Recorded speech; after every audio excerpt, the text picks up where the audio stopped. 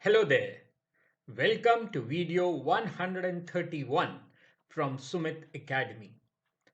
I do hope that you have subscribed to my channel. Do subscribe now so that you do not miss out on my previous or future videos. And do remember to like and share this video. And if you want to drop in a line, I shall always be available at sumitacademy20 at gmail.com. To make your task a little easier, here is a complete list of all the 131 videos available on my YouTube channel. The list is divided into the playlists under which they are available. Do have a look.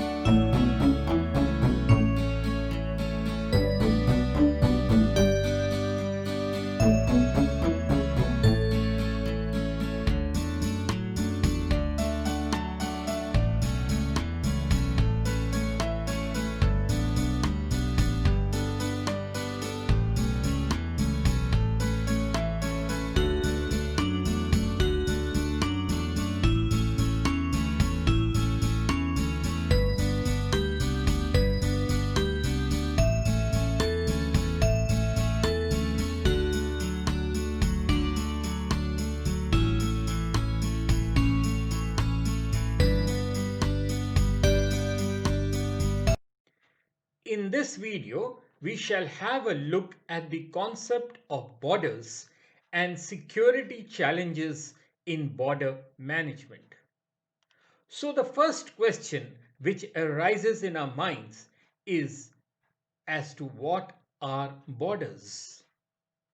Well, borders are geographic boundaries of political entities or legal jurisdictions such as governments and sovereign states.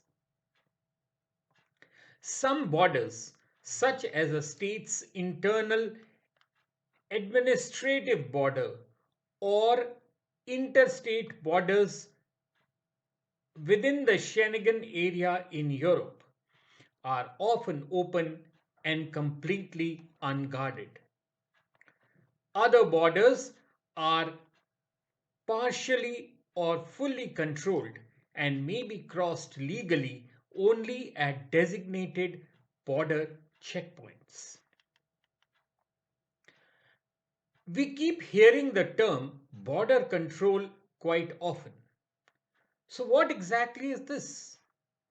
Under international law, each country is generally permitted to define the conditions that have to be met by a person to legally cross its borders and to prevent persons from crossing its borders when this happens in violation of its laws. Most countries have some form of border control to regulate or limit the movement of people animals, plants, and goods into or out of the country. For the purposes of border control, airports and seaports are also classified as borders.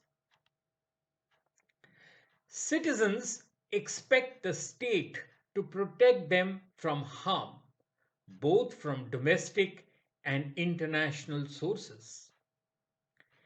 Inability to protect its citizens can undermine a government's legitimacy in the eyes of its own citizens.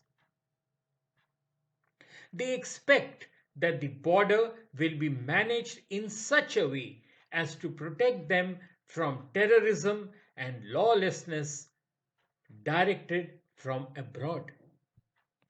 The desire for property protection may extend to trade related intellectual property and from unfair competitive practices like migrant labor willing to work for low wages and dumped or subsidized imports. How are these borders marked? Some borders are only signposted. This is common in countries within the European Schengen area and on rural sections of the Canada-United States border.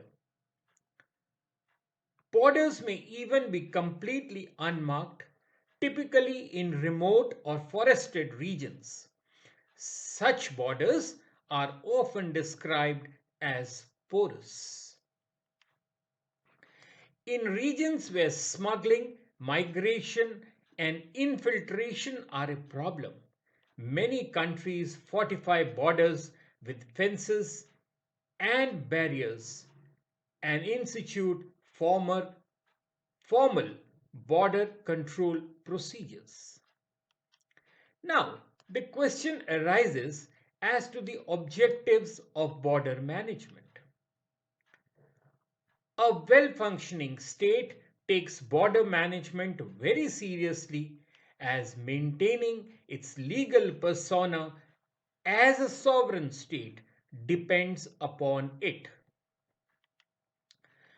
The principal objective of border management is to secure the country's borders against interests hostile to the country and putting in place systems that are able to interdict such elements while facilitating legitimate trade and commerce.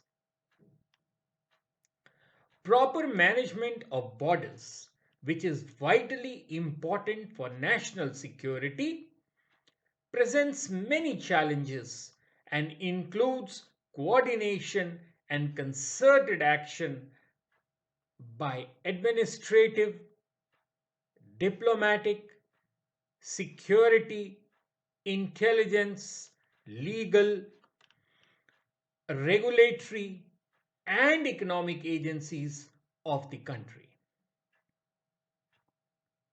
The 1933 Montevideo Convention on the Rights and Duties of States identified the four criteria that characterize a sovereign state, namely a permanent population, a defined territory, a government, and the capacity to enter into relations with other states. Territoriality is thus an essential ingredient of sovereignty, and citizenship derives from residence within a state's borders. A state's borders defines its territory, enfolds its permanent population, and is the primary point at which the state's agents interrelate with the citizens of other states and demonstrate their state's ability to govern. Therefore, the activity of border management is an expression of the state's sovereignty. Now, what is the length of India's borders? As per Government of India, the length of India's land borders with neighboring countries is as follows.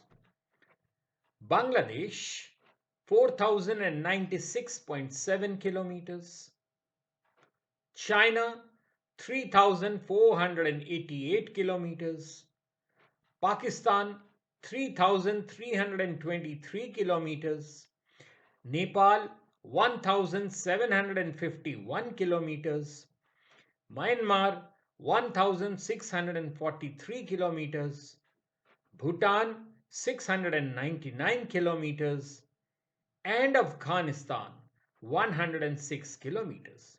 But only nominally, since presently that area is under illegal occupation under Pakistan occupied Kashmir.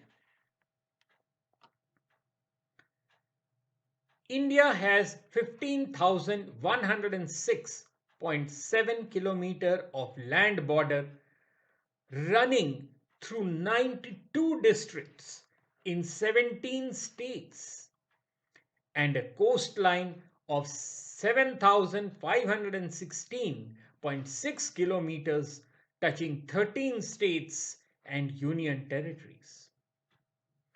India also has a total of 1,197 islands, accounting for 2,094 kilometers of additional coastline.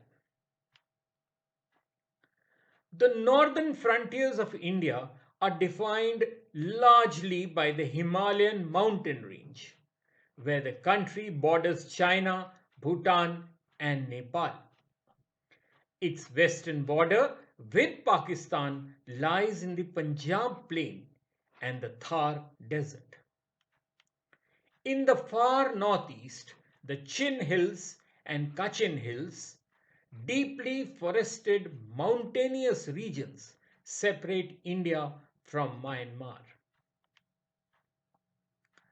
On the east, its border with Bangladesh is largely defined by the Khasi and the Mizo Hills and the watershed region of the Indo-Gangetic Plain. Barring Madhya Pradesh, Chhattisgarh, Jharkhand, Delhi, and Haryana, all other states in the country have one or more international borders or a coastline and can be regarded as frontline states from the point of view of border management. So, how did our borders evolve? Before 1947, the Indian subcontinent was a single geographical unit comprising present day India, Pakistan, Nepal, Myanmar, Bangladesh, and Sri Lanka, and marked by political, social, and economic unity. People and goods were free to move anywhere in the subcontinent unhindered by barriers. States based on religious and ethnic identities were carved out from the single geographical unit. Boundaries hastily drawn to give shape to the new political entities did not follow any distinct physical feature and cut across ethnic, social, and economic communities, severing social and economic ties among the people. People of the same village often found themselves citizens of two different countries. Their livelihoods were severely threatened by the disruption of trade, as barriers were erected in the way of smooth flow of cargo and passengers. Now, is this why India's borders are so vulnerable? Well, like all boundaries in South Asia, India's boundaries are also man made. These borders run through a variety of ecological milieus, each with its own unique setting and problems.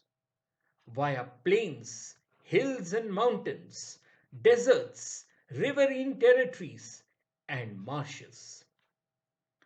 Managing such a diverse border is a complex task, but vital from the point of view of national security.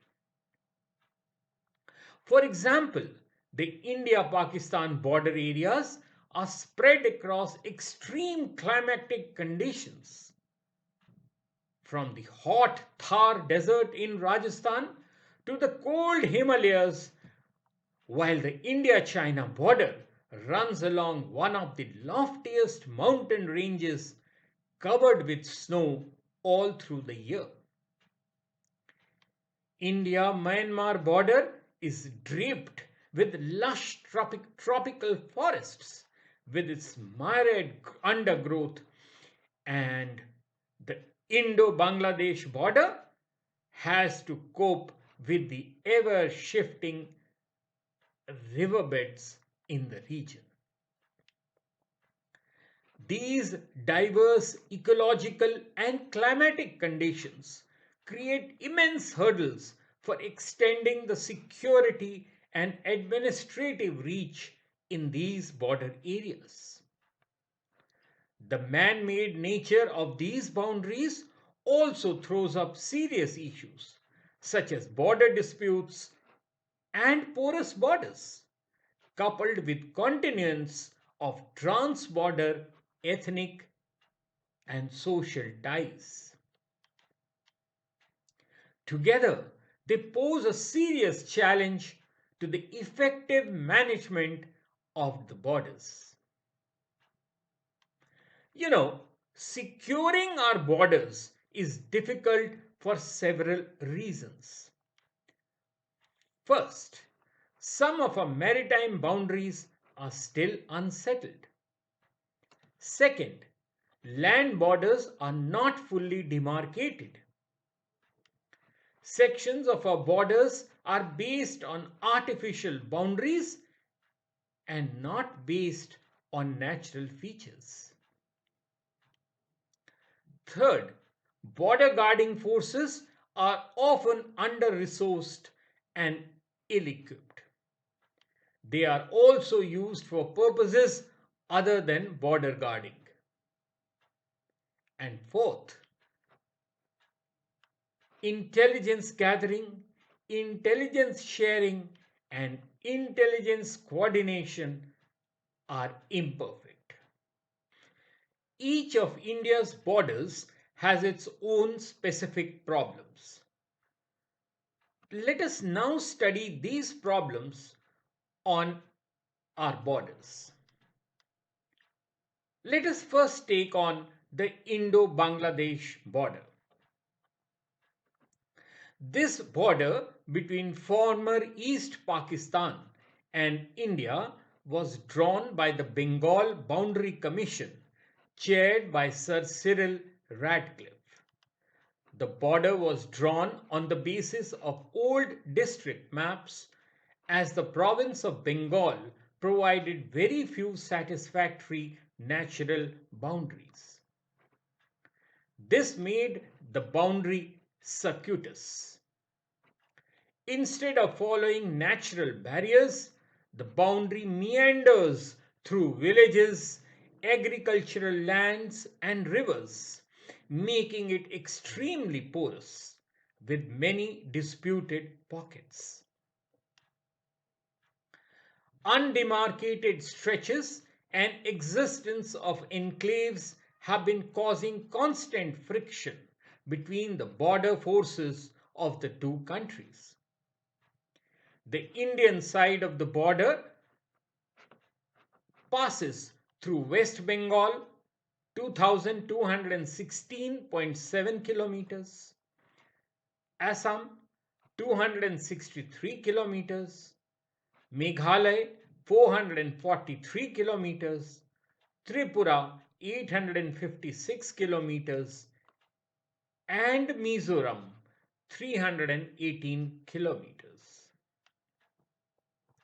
This entire stretch consists of plain, riverines, hills, and jungles with hardly any natural obstacles. The area is heavily populated and cultivation is carried out till the last inch of the border. Disputes arose during interpretation and implementation. A number of agreements were signed, but still there were 111 Indian enclaves in Bangladesh and 51 enclaves of Bangladesh in India. Since there was no access for either country to their enclaves, administrative setup could not be provided for facilities like police stations, courts, schools, roads, hospitals, banks, markets, etc. As a result, antisocial elements and insurgents made their base here. A major consequence of this porous border is the ease with which it is crossed illegally. This trend of illegal migration from Bangladesh to India has continued since independence. Various push factors such as political upheavals, religious persecution, demographic pressures, and environmental crisis, and pull factors like availability of land in India, employment opportunities, medical care, and education have contributed to the large scale influx of Bangladeshis into India. This illegal immigration has changed the demographic profile of many border states, which has resulted in separatist movements. By 1982, the steady influx of Bangla speakers sparked a major ethnic backlash in Assam, leading to the slaughter of thousands of non-Assamese. The porosity of the border also allows insurgents to cross over to Bangladesh for asylum. The United Liberation Front of Assam, the Alpha, the All Tripura Tiger Force, the National Liberation Front of Tripura, and the National Democratic Front of Bodoland, as well as several other insurgent outfits from the northeast, have bases in the Chittagong, Khagrachari, and Sylhet districts of Bangladesh. Porous borders, lack of economic opportunities, poverty and underdevelopment, laxity in vigilance, nexus between criminals and police and border guarding forces all contribute to escalating trans-border crimes. Smuggling of cattle, arms, and other essential items such as sugar, salt, and diesel, human and narcotics trafficking, counterfeit Indian currency, kidnapping, and thefts are quite rampant along the Indo-Bangladesh border. By 2012, India started constructing a 4,000-kilometer fence to seal the India-Bangladesh international border. The fence was intended to seal uh, to curb infiltration, movement of militants, and enhance management on the Indo-Bangladesh border. This border fencing by India has been a prickly issue in bilateral relations. The fence was seen as an outrage among the Bangladeshi public, and the government of Bangladesh had made repeated protests to the Indian government over the matter. However, the government of Bangladesh itself has now decided to erect a road and wire fence along its borders with India and Myanmar. In 2015, India sealed a landmark agreement with Bangladesh to exchange 150 tiny enclaves where thousands of people from both countries have been trapped for decades. Now each country will administer the enclave in its own territory, and their residents were allowed to choose where they want to live. But there are still some irritants in the Indo-Bangladesh relationship. The primary one of these is the Tista water dispute.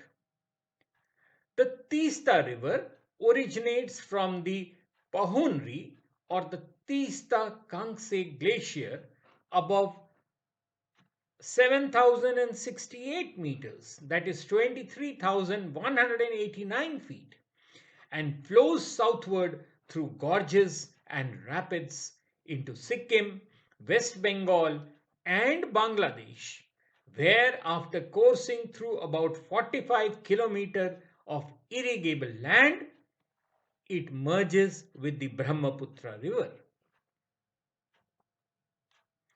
When West Bengal began constructing barrages on the rivers in the 70s, mainly for irrigation purposes, the Bangladesh government started opposing this.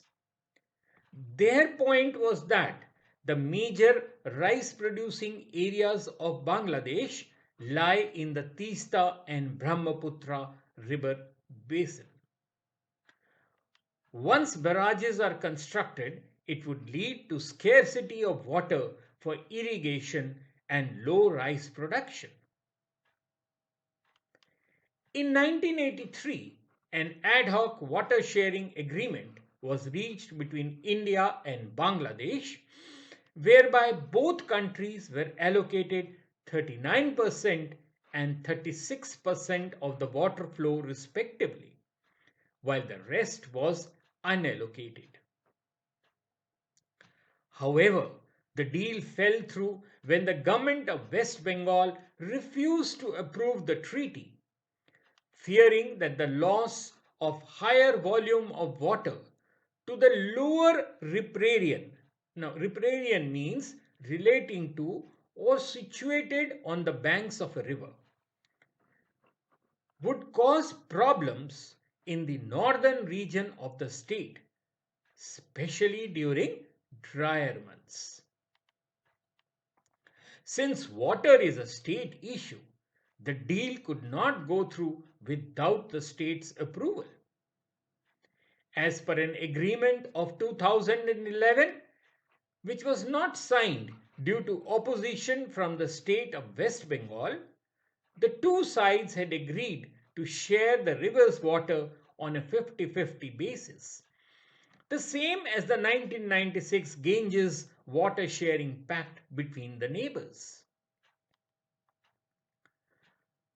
Although Article 253 of the Indian Constitution gives power to the Union government to enter into any transboundary river water related treaty with a riparian state, the centre cannot do it arbitrarily without taking into consideration the social, political, and economic impact of such a treaty in the catchment area. So, what actually is the problem? You see, the river enters Bangladesh near 3 Bigha. Out of the total length of about 315 kilometers, 129 kilometers is in Bangladesh. About 21 million Bangladeshi people live in the basin of river Tista, while only 8 million live in West Bengal and half a million live in Sikkim. When Bangladesh needs water in the dry season, it does not get it. But when it does not need water during monsoon, it gets more than enough to the point of flooding, destroying houses, roads, and riverbanks and embankments. We have to remember that India and Bangladesh have been negotiating the elusive Tista River Water Sharing Pact for close to 2 decades now. The ties with Bangladesh have been on an upswing of late, driven by closer cooperation in a host of sectors, such as security and settling the niggling border disputes of the enclaves. But the inability to ink the Tista Pact will, for a variety of reasons, make it difficult for Sheikh Hasina to keep the momentum in ties with India. Of course, the West Bengal stand is that there is just not enough water to share. Let us not forget the fact that water sharing pacts are very difficult to arrive at. Though India and Bangladesh share 54 rivers, there is only one water sharing pact that exists between them, and that is the Ganges Water Sharing Treaty of 1996. Water sharing is a worldwide problem. No important water sharing treaty has been signed in the world in this century, indicating how increasing water stress is making sharing and cooperation more difficult. Apart from the complex nature of water sharing negotiations, the Tista has become a political and emotional issue in Dhaka.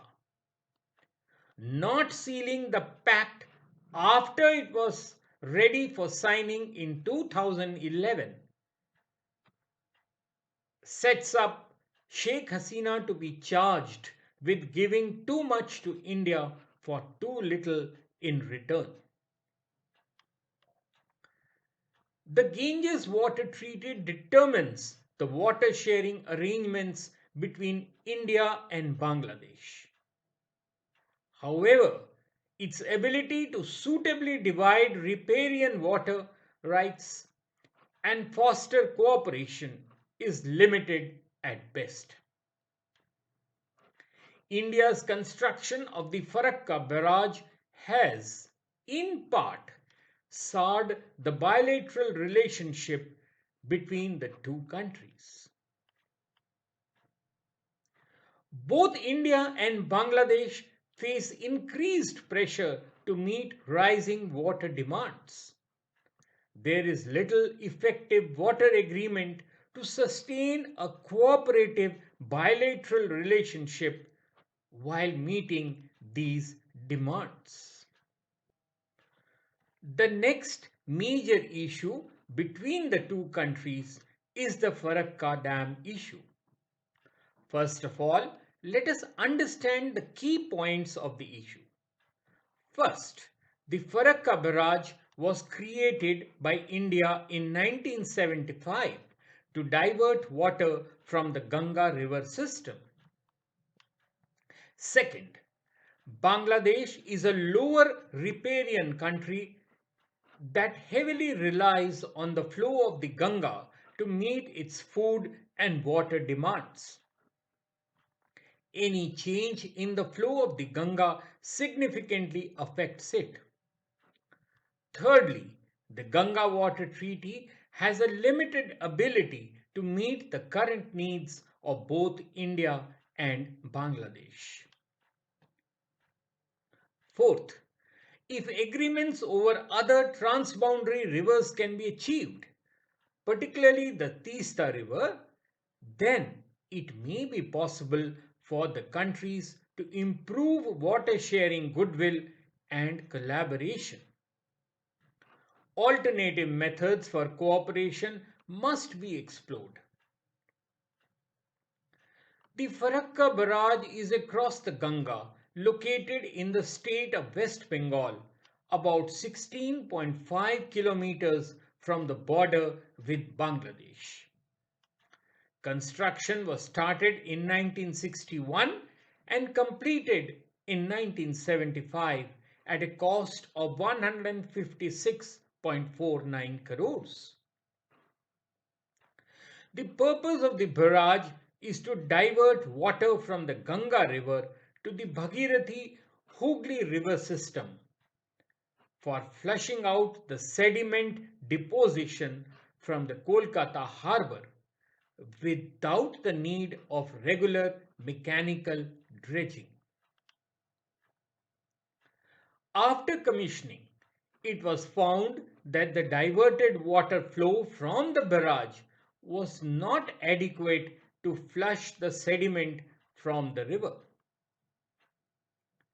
In addition, there are regular land bank collapses into the Ganga River due to the high level backwaters of the Farakka Barrage.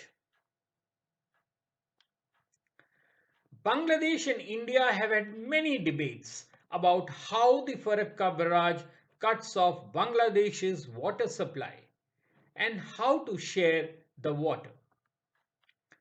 After completion of the barrage in 1975, it was agreed to run it with specified discharges for a period of 41 days from 21st April to 31st May during the remaining period of the dry season of 1975 under an accord announced as on 18th April 1975. After the assassination of Sheikh Mujibur Rahman on 15th August 1975, relations between the two countries became greatly strained and India continued to withdraw water even after the agreed period. This led to a crisis situation in Bangladesh in the dry season of 1976. In 1977, Bangladesh went to the United Nations and launched a formal protest against India with the General Assembly of the United Nations.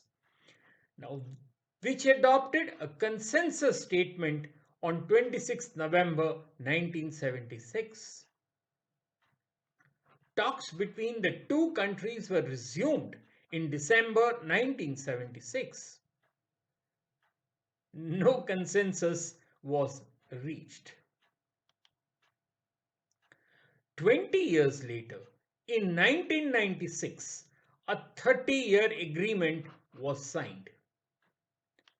It did not contain any guarantee clause for unconditional minimum amounts of water to be supplied to Bangladesh, nor could the future hydrological parameters be taken into account, as is always the case when water resources are planned on historic data series. Constant monitoring of the implementation in lean season continues to the present day. Any change in the flow of the Ganga through Farakka has the ability to significantly alter Bangladeshi agriculture, fisheries, and livelihoods. The threats to food and water security that Bangladesh already experiences are made worse by Bangladesh's position as a downstream riparian and have been accelerated with the creation of the Farakka Barrage. In Bangladesh, it is perceived that the diversion has raised salinity levels, contaminated fisheries, hindered navigation, and posed a threat to water quality and public health. Lower levels of soil moisture, along with increased salinity, have also led to desertification. Given that increasing salinity has a detrimental effect on the Bangladeshi environment, economy, and public health, this has the potential to increase tensions between the riparian neighbours. This barrage still has significant effect on mutual relations between the two countries. It diverts water from one of the most populated basins in the world, the Ganga Brahmaputra Meghna Basin. Given the river's long route, any source of tension between India and Bangladesh threatens food and water security for millions of people who rely on the Ganga and its tributaries. We now move on to the India-Nepal border, a place of much discussion in both countries recently. Nepal is important for India due to its strategic location as a buffer state between India and China. Since time immemorial, Nepal has been maintaining an open border system with India. This was reaffirmed in 1950 as per the Treaty of Peace and Friendship signed that year. Citizens of both countries are given equal rights in matters of residence, acquisition of property, employment, and movement in each other's territory. The British had an interest in keeping the border open for two reasons. Firstly, to recruit Gurkha soldiers, and secondly, as Nepal was seen as a market for finished goods from India. To achieve these objectives, it was necessary to provide unrestricted cross-border movement for both goods and people. Hence the idea of an open border. Besides trade, this open border has, over the years, also facilitated close social, cultural, and economic exchanges between the two countries, as well as greater economic interdependence and political ties.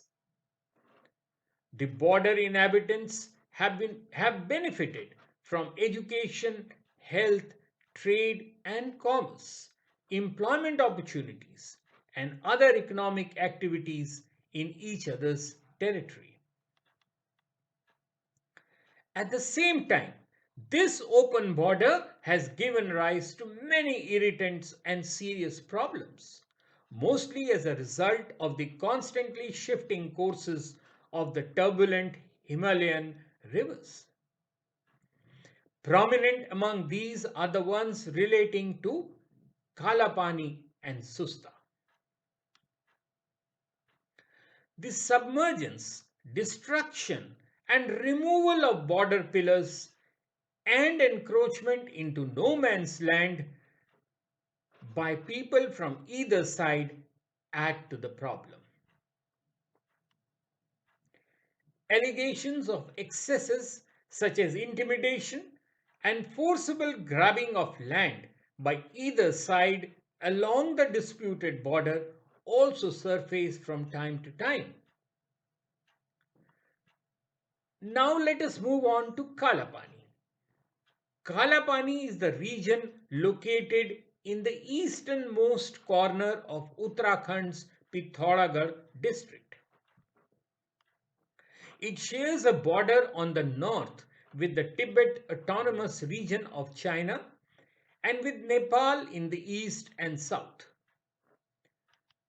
The region resembles a slice of cake wedged in between Limpiadhura, Lipu Lake, and Kalapani. Now, this area is in India's control, but Nepal claims the region because of historical and cartographic reasons. The Kalapali region derives its name from the river Kali. Nepal's claims to the region is based on this river as it became the marker of the boundary of the Kingdom of Nepal following the Treaty of Sugauli signed between Kathmandu and the East India Company after the Anglo-Nepal War of 1814 to 16. According to the treaty, Nepal lost the regions of Kumaon Garhwal in the west and Sikkim in the east. Nepal gave up its claim over the region west of the river Kali, which originates in the Himalayas and flows into the plains of the Indian subcontinent. Now, according to the treaty, the British rulers recognized Nepal's right to the region that fell to the east of the river Kali. Here lies the historic origin of the dispute. According to Nepal, the east of the Kali river should begin at the source of the river. The source, according to them, is in the mountains near Limpiadhura, which is higher in altitude than the rest of the river's flow. Nepal claims that a landmass high in the mountains that falls to the east of the entire stretch starting from Limpiadhura downwards is theirs. India, on the other hand, says the border begins at Kalapani, which is where the river begins.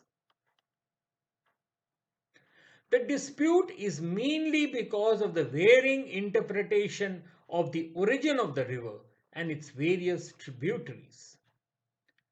While Nepal's claim of the territory east of Kali is based on the Limpiadhura origin, India says the river actually takes the name Kali near Kalapani. Although claimed by Nepal, the river Kalapani has been administered by India since the 1962 war with China. Secondly, the Sugauli Treaty of 1816 utilizes the Kali River as Nepal's western boundary with India. Subsequent maps drawn by British surveyors show the source of the boundary river at different places. This discrepancy in locating the source of the river led to boundary disputes between India and Nepal, with each country producing maps supporting their own claims. At present, Kalapani, a 372 square kilometer area, is controlled by the Indo-Tibetan Border Police, which has a post there since the Indo-China War of 1962. India claims Kalapani as part of Uttarakhand's Pithoragarh district, while Nepal says it's a part of its Dharchula district. India's claim to the area are based on British Indian maps dating back to the 19th century. Now, why is this area of strategic significance for India? The pass is situated along the 80-kilometer long Uttarakhand-Nepal border. It helps India track Chinese movements in the region. Kalapani's significance is centuries old for its location on the trade and pilgrim route to Tibet. The Kalapani Valley falls along the route to Kailash Mansarovar. The importance of Himalayan passes with the Tibetan Plateau was amply highlighted in the 1962 war. During that war, Chinese forces used the pass of Sela in Tawang and reached the Brahmaputra plains in the east. The military defeat in the east clearly demonstrated that weakly guarded passes were a major vulnerability of Indian military preparedness against China. In comparison to Sela, which was somewhat fortified, Lipu Lake was vulnerable. Well, I know your next question is going to be, so this has been carrying on since 1962. Why has it flared up now? Well, in November 2019, India released its new political map following the reorganization of Jammu and Kashmir. The map showed Kalapani as part of Indian territory.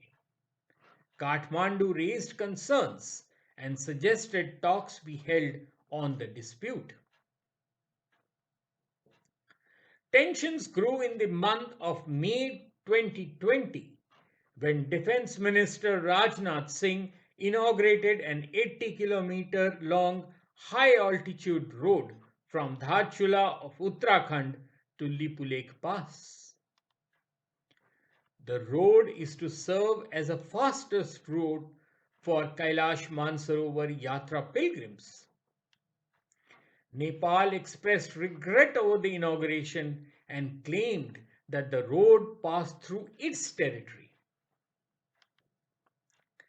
Nepal has now published a revised official map incorporating the territory from the Limpiadhura source of the Kali to Kalapani and Lipu Lake Pass in the northeast of the triangular region as its own territory.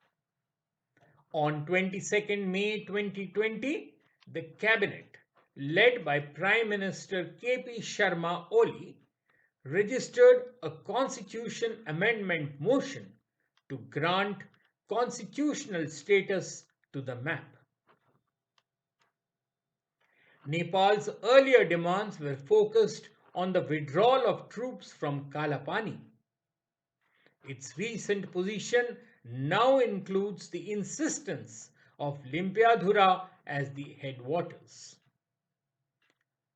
The situation acquires a further hurdle against the background of a simmering Indo-China border dispute along the de facto border, the line of actual control or LAC, a border that remains undemarcated till date.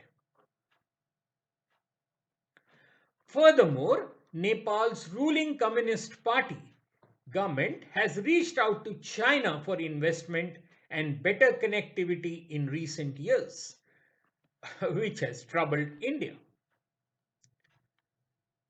The open border has its disadvantages too, as it allows easy egress to terrorists and insurgents.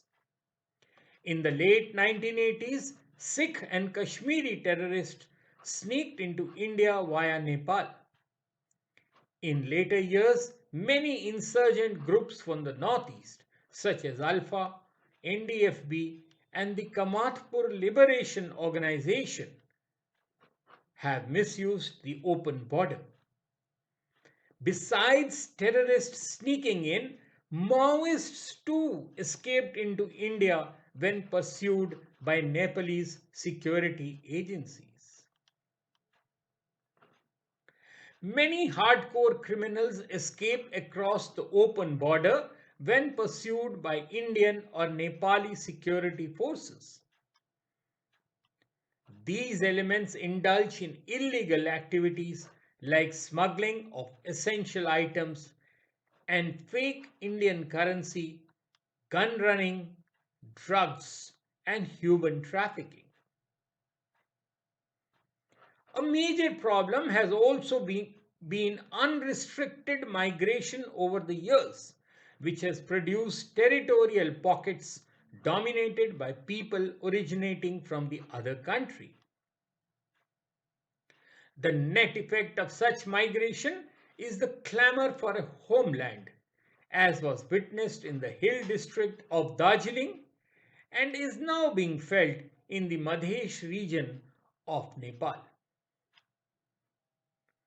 We now move on to another traditional friend of India, that is Bhutan. India shares a 699-kilometer long boundary with Bhutan. This is clearly demarcated, except along the tri-junction with China.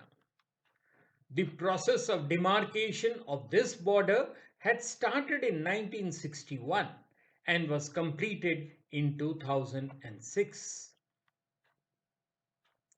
Like with Nepal, this boundary too is an open border. This was a peaceful area till insurgent groups like the Kamatapur Liberation Organization, the Alpha, and the NDFB established camps in the southern districts of Bhutan.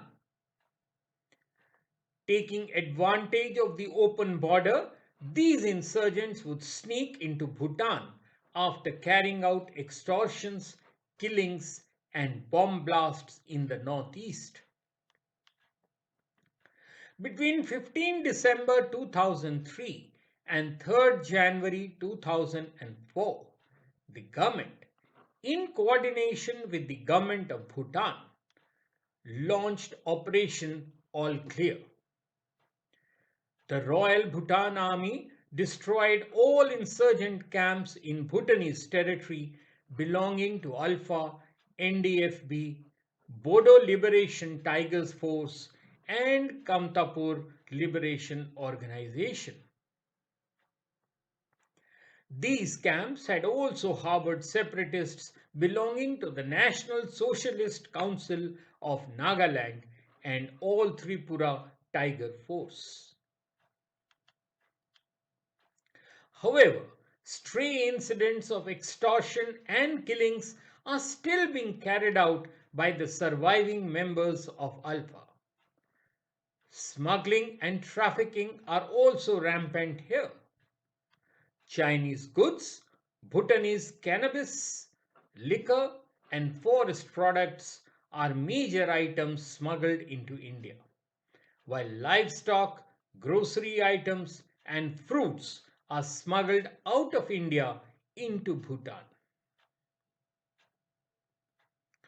From Bhutan, we move on to Myanmar.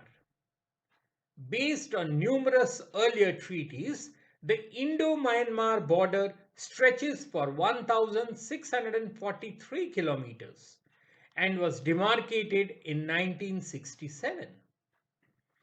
Even though the boundary was partially disputed, this did not cause any major concern since the relations between the two countries was extremely cordial.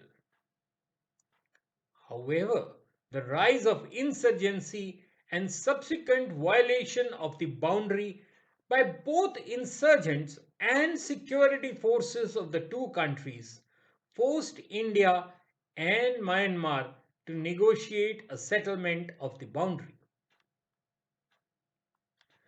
The location of the Indo-Myanmar boundary throws up many challenges for its effective management. The rugged terrain makes movement and the overall development of the area difficult.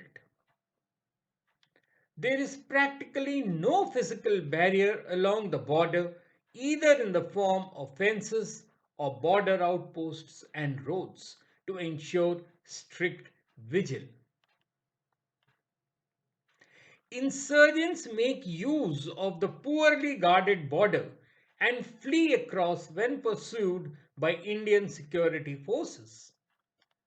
Close ethnic ties among the tribes who live astride the border help these insurgents in finding safe haven in Myanmar.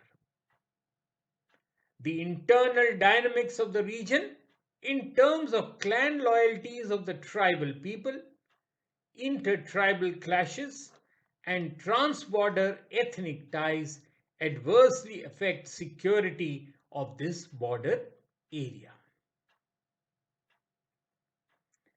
Myanmar's geographic, cultural, and geostrategic positioning between China and India makes it critical to long term Indian interests. It is therefore politically not opportune to conduct cross border military strikes on Naga guerrillas in Myanmar. The provision of allowing tribal communities of both countries to travel up to 40 kilometers across the border without any passport or visa has also contributed to increased smuggling in the region. The location of the border at the edge of the Golden Triangle facilitates the unrestricted illegal flow of drugs, mainly heroin, into India. The local insurgent groups are actively involved in drugs and arms trafficking, besides smuggling in precious stones and Chinese goods. Grocery items and bicycle parts are some of the items smuggled from India to Myanmar. We now move on to a major enemy of our nation, Pakistan. India shares a 3,323 kilometer long complicated border with Pakistan. Now, this is categorized under three different heads. First, the 2,308 kilometer long international boundary, known as the Radcliffe Line, stretches from Gujarat to parts of Jammu district.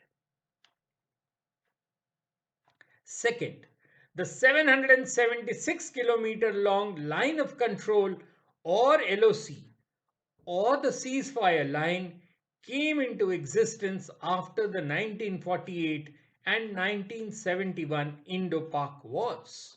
It runs from some parts of Jammu district to Rajouri, Poonch, Baramulla, Kupwara, Kargil and some portions of Leh.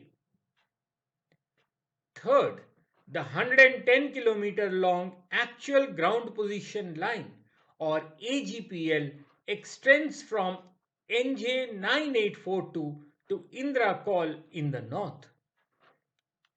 The LOC and AGPL have been the scene of constant border skirmishes and firing between the two armies and border forces.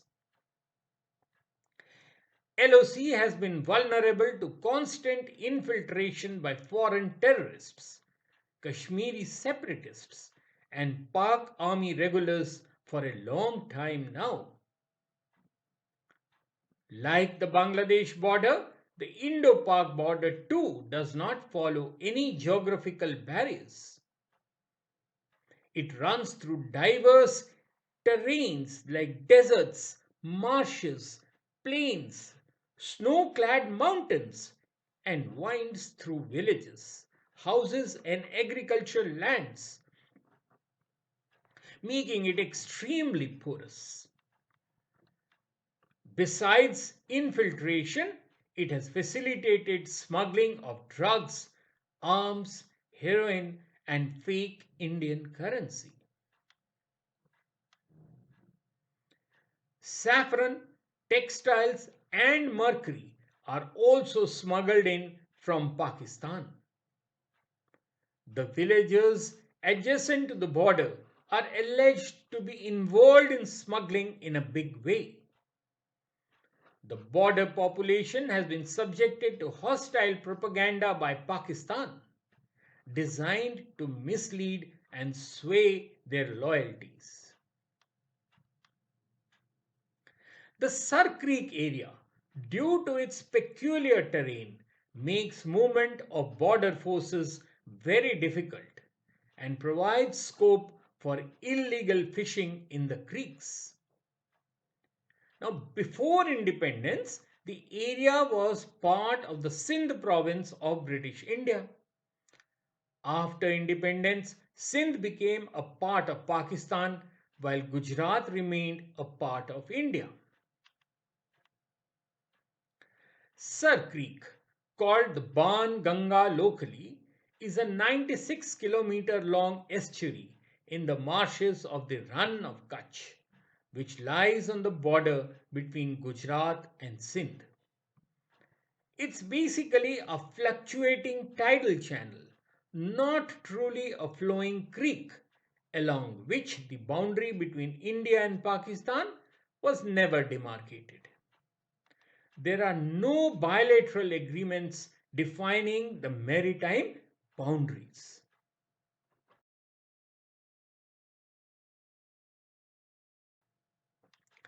Now, a quick look at the Siachen conflict. Siachen Glacier is the highest battleground on earth, where India and Pakistan have fought intermittently since April 13, 1984. Both countries maintain permanent military presence in the region at a height of over 20,000 feet. Hundreds of soldiers have died in this inhospitable terrain, mostly due to weather extremes and the natural hazards of mountain warfare. The conflict in Siachen stems from the incompletely demarcated territory on the map beyond the map coordinate known as NJ 9842. The 1949 Karachi Agreement and the 1972 Shimla Agreement did not clearly mention who controlled the glacier, merely stating that the ceasefire line terminated at NG 9842. The conflict began in 1984 with India's successful Operation Meghdut, during which it gained control over all of the Siachen Glacier, that is, the unoccupied and undemarcated areas. India has established control over all of the 70-kilometer long Siachen Glacier and all of its tributary glaciers, as well as the three main passes of the Saltoro Ridge immediately west of the glacier, that is, Siala, Villafondla, and Gayongla. Now, Pakistan controls the glacial valleys immediately west of the Saltoro region. So the question is, just why did India occupy Siachen Glacier? The reasons are many and varied. Firstly, Pakistan had ceded a part of Pak-occupied Kashmir called the Shaksgun Valley to China in 1963. Now this lies immediately northwards of the Siachen Glacier. Secondly, in 1970s and early 80s, Pakistan began to issue visas to foreigners for mountaineering expeditions to the Siachen region. Thirdly, the occupation of Siachen would have connected POK and Aksai Chin region, posing a strategic disadvantage to India. And finally, Siachen is crucial for India as it overlooks the strategically located Shaksgam Valley. Pakistan has made several futile attempts to dislodge India from there. One of the factors behind the Kargil War in 1999, when Pakistan sent infiltrators to occupy vacated Indian posts across the LOC, was their belief that India would be forced to withdraw from Siachen in exchange of a Pakistani withdrawal from Kargil. Both sides had previously desired to disengage from the costly military outposts. But after the Kargil War, India decided to maintain its military outposts on the glacier, wary of further Pakistani incursions into Kashmir if they vacate from the Siachen glacier posts. Let's now move on to the Indo-China border. India and China share a 3,488 kilometer long boundary, the entire length of which is disputed. The border is popularly known as the McMahon Line after its author, Sir Henry McMahon. This border was originally between India and Tibet and was adopted on 27th April 1914. India and China never shared a common border till China illegally occupied Tibet in 1950 and the boundary became the Indo-China border. Since 1954, China started claiming large tracts of territory along the entire border, such as the Aksai Chin in J&K, Barahuti, Sanchamala, and Labthal in Uttarakhand, and the entire Arunachal Pradesh. In 1957, China occupied Aksai Chin and built a road through it. Intermittent clashes followed and culminated in the War of 1962. The border, which came into existence after the war, came to be known as the Line of Actual Control or LAC. A number of initiatives and talks have been held to resolve the border dispute, but no solution is in sight, with China now laying claim to parts of Sikkim too. This border hardly throws up any challenges except the military ones. There is hardly any circulation of people or goods through the border. The Himalayan range has prevented any large-scale trans-border interactions between people residing in either side of the border. However, some tribes like the Monpas, the Sherdukpens, the Membas, the Khambas and the Bhutias have maintained social and cultural ties across the border,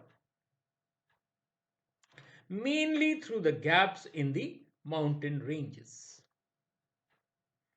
The four officially agreed BPM, that is Border Personnel Meeting Points, between the Indian Army and the People's Liberation Army of China for regular consultations and interactions between the two armies, which helps in diffusing standoffs, are at Chushul in Ladakh, Nathula in Sikkim, Bumla Pass in Tawang district of Arunachal Pradesh, and the Lipulekh Pass in Uttarakhand. After the land boundaries, let us have a look at a coastal security and island territories. In addition to the land boundaries, India has a coastline of 7,516.6 kilometers. It is highly indented with numerous creeks, rivulets and streams, inhabited and uninhabited islands, sandbars and mangrove forests. These water channels, which are mostly interconnected and run deep inside the mainland, render the coastline porous and vulnerable to infiltration and smuggling. They provide ideal hideaways for infiltrators, criminals, and contraband.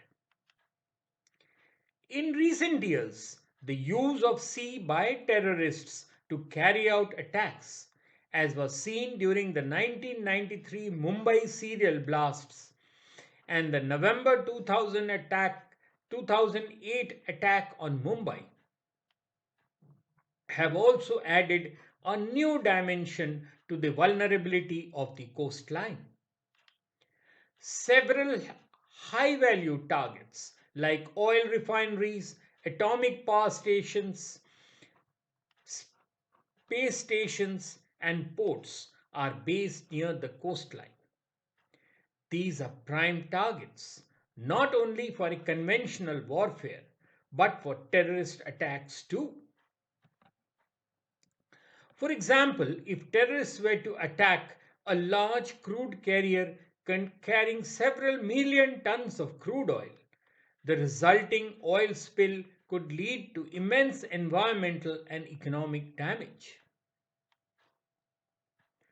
Straying of Indian and Pakistani fishermen into each other's territory has been a perennial source of concern. These boats can be used for terror attacks, as happened during the 26/11 attack.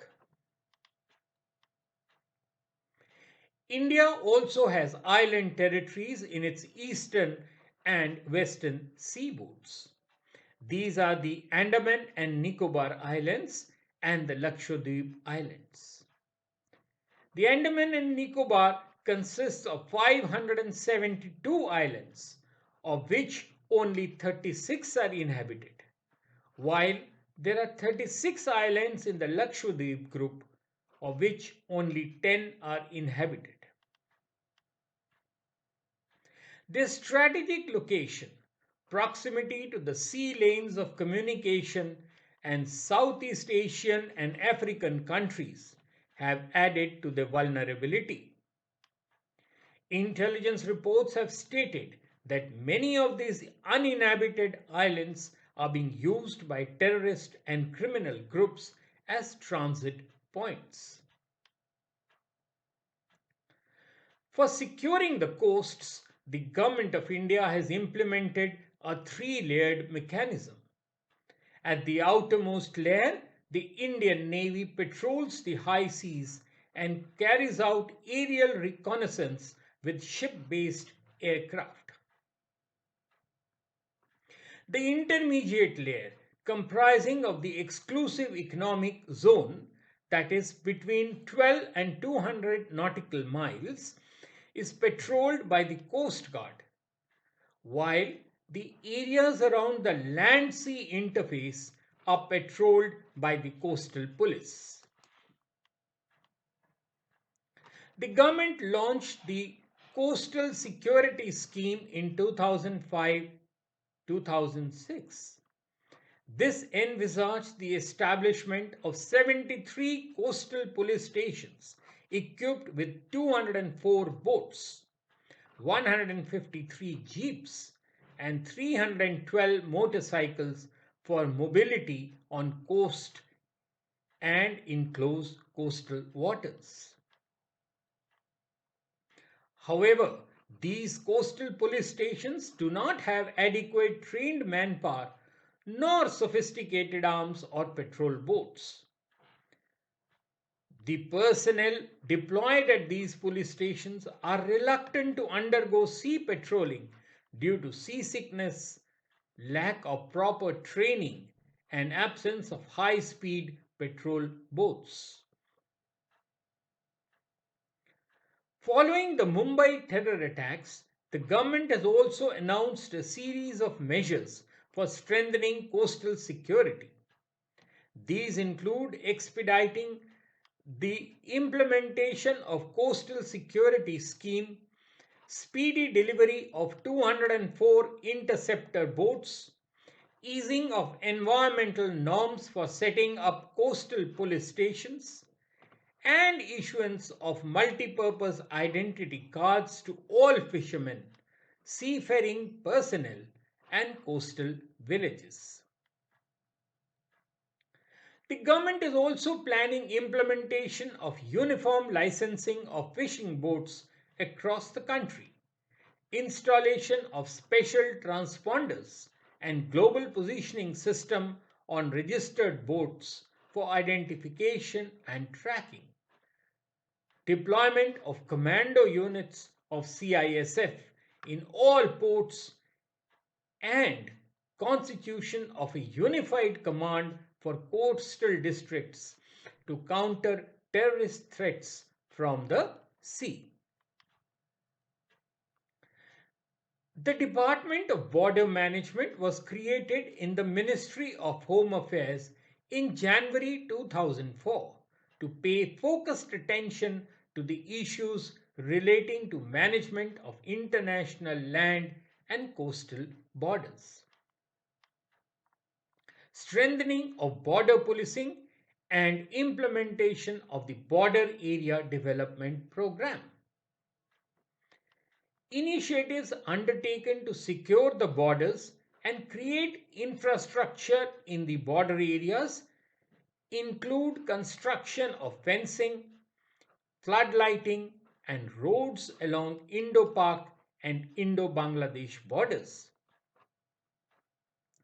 Development of integrated checkposts at various locations on the international border, and construction of strategic roads along Indo-China, Indo-Nepal, and Indo-Bhutan borders. In addition, various developmental works in the border areas have been undertaken by the department under the Border Area Development Program as a part of the comprehensive approach to border management. Well, so what is this Border Area Development Program? Development of border areas has been a matter of concern for the country.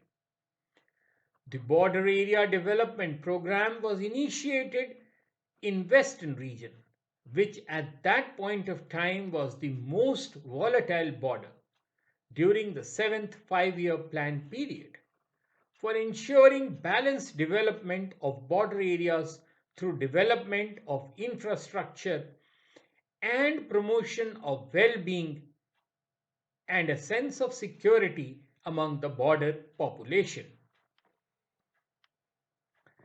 Initially, the program was implemented in the western border states with an emphasis on the development of infrastructure to facilitate the deployment of the BSF. The first phase is to be implemented in a 0 to 10 kilometer range along the border areas.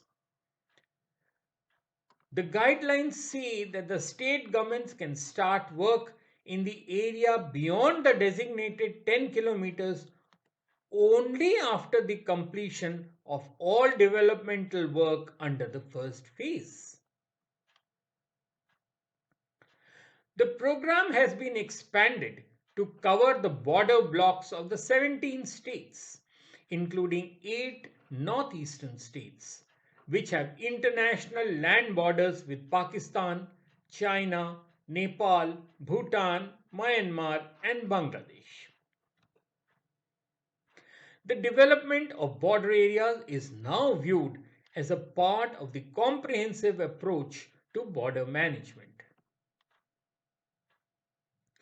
Funds under BADP are provided to the states as 100% non-lapsable special central assistance for execution of projects relating to infrastructure, livelihood, education, health, agriculture, and allied sectors to meet the special developmental needs of the people living in remote and inaccessible areas situated near the international border.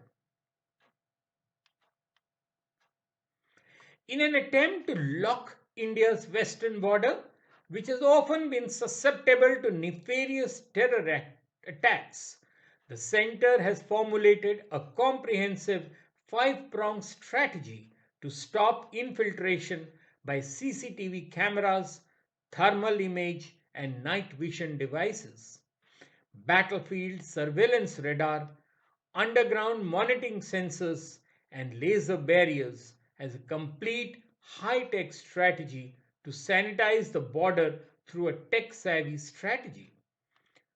Now, this is formally known as the Comprehensive Integrated Border Management System, or CIBMS. This system is essentially a move to completely rely on technology to guard the borders as opposed to the manual system in use. The plan is to cover the unfenced 130 riverine sections in the entire stretch of the 2,900-kilometer border with CIBMS. There will be monitoring mechanisms set up every 5 to 6 kilometers, which will alert the BSF if any suspicious activity is traced. CIBMS may yet be the best solution to avoid further terror attacks, like the one in Pathankot, as well as infiltration and smuggling. CIBMS will also help security forces catch those who help in infiltration from the Indian side of the border, as the radars will have a 360-degree coverage and the cameras will work round the clock, maintaining surveillance on both sides. In conclusion, we may say that due to the tendency of India's neighbours to exploit the country's nation-building problems, India's internal security challenges are indistinguishably related with border management. Protecting our borders from the illegal movement of weapons, drugs, contraband, and people, while promoting lawful entry and exit, is essential to internal security, economic prosperity, and national sovereignty. We are hopefully creating a safer, more secure, and more efficient border environment by increase in border patrol staffing, construction of new infrastructure and fencing, use of advanced technology including sensors, radar and aerial assets, investments to modernize the ports of entry, and stronger partnerships and information sharing. The development of information technology and the pressures of international trade and commerce challenge the concept of physical barriers.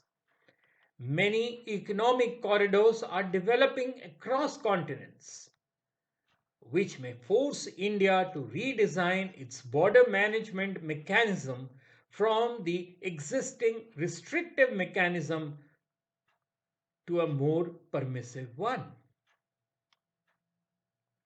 One of the main aspects of national sovereignty is the safety and security of the state's borders. If the borders are safe and stable, only then can the country enjoy economic and social prosperity.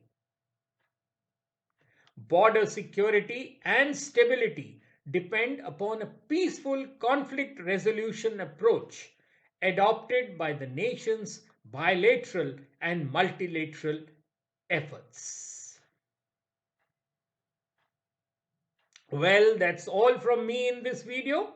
This video is based on the information freely available on the internet. No originality is claimed for the same. The intention of this video is only to prepare candidates for answering examination questions on the subject and not for any financial gains. Do like and share this video and do subscribe to my channel now so that you do not miss out on my previous or future videos. And if you wish to drop in a line, I shall always be available at sumitacademy20@gmail.com. Till later then, cheerio.